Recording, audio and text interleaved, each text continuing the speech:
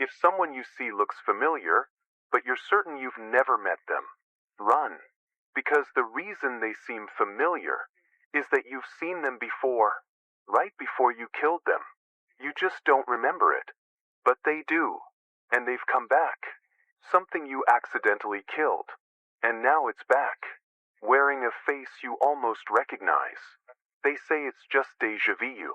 A common experience where you feel like you've seen or been in a particular situation before, even though you know you haven't.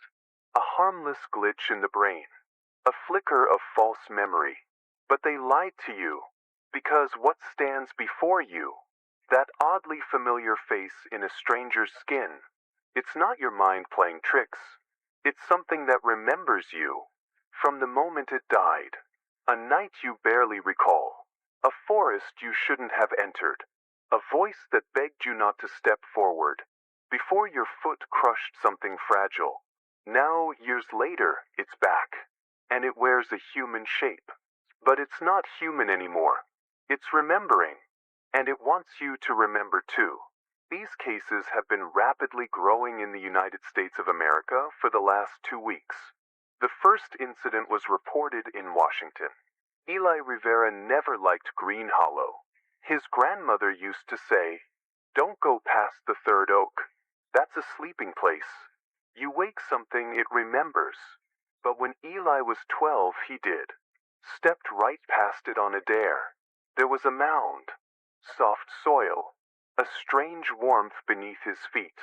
He stood there too long. And walked away, feeling nothing. He forgot it for 18 years. Until he saw the new night janitor. She arrived without introduction. Old, frail, in a Navy uniform. But Eli froze. Her face was identical to his 5th grade math tutor, Mrs. Halvorson. The one who died in a wreck when he was just a kid. Except, her face was wrong. Too smooth. Too still. Like it had been copied from memory, not from life. She never spoke. She would just stand in the hallway where Eli worked, always the same spot. Always staring at a wall. Sometimes whispering in a language that twisted in your head. Then Eli started hearing things. At night, in his apartment. Knocking from inside the closet. The voice of Mrs. Halvorson saying, "You stood on me." He checked the mirror one night and saw her standing behind him.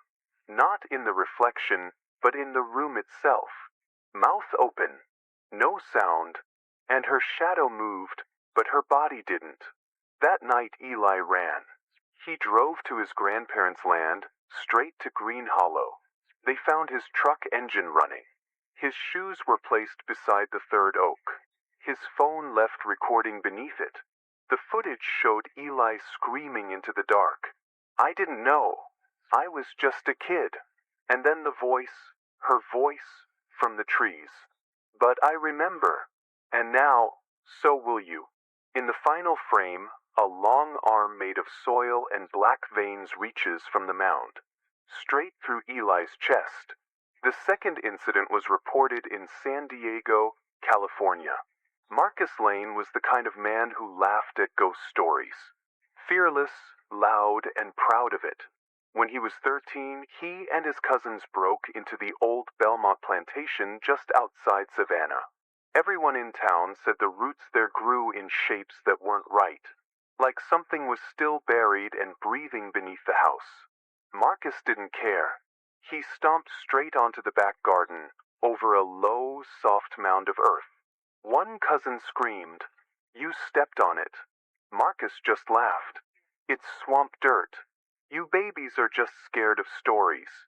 He forgot all about it. 15 years later, it came back. It started with the man on his porch. He had Marcus's dead uncle's face. Exact in every detail. Same beard. Same missing tooth. But something was off. The man never blinked. Never breathed. His mouth stayed open, just slightly. Marcus closed the door. Locked it. Told himself it was stress. But the man showed up again. On the city bus. In the diner. Once in his mirror. Never speaking. just staring, eyes glassy and full of accusation.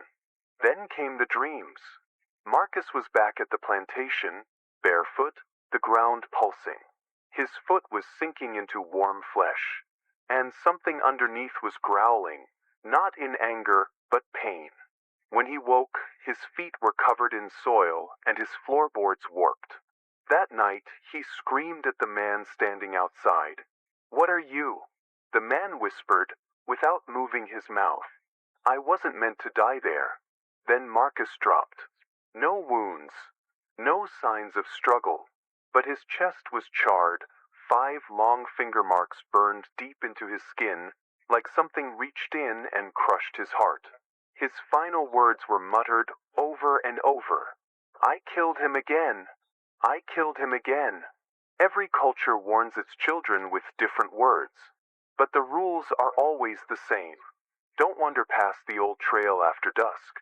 Don't step near trees marked with blood. Don't stay out once the third wind passes. Because that's where they sleep. They are not ghosts. They are not demons. They are the remembered. Entities that were killed not by weapons, but by accident, by disrespect, by trespass. They were stepped on, buried, forgotten before they even had a name. But something in them stayed awake. They remember where it happened. They remember you. You didn't mean to kill them, but you did. And now they've borrowed a face. Someone you once trusted. An old teacher. A neighbor from your childhood. A cousin you haven't seen since age 7. They look familiar because you've seen them before. Right before you stepped on them. Right before their final breath. And now they've returned. Just for revenge. If someone looks familiar, but something in your body screams that something's wrong, listen to it. The mind lies, but your fear doesn't, because what you're looking at isn't from your past. It's from your crime. You wandered where you were warned not to. You stepped on the unmarked grave. You disturbed what was sleeping, and now it has come back, wearing a face you might trust. So you won't run. So you won't scream. But don't speak to it. Don't let it smile at you. Don't offer kindness. And never ever say, "I think I remember you," because that's what it's waiting for. The moment you acknowledge them, the moment you say their name, they don't have to wear a disguise anymore. They can finally stop pretending, and they can finally take you with them, where they died, alone and unseen.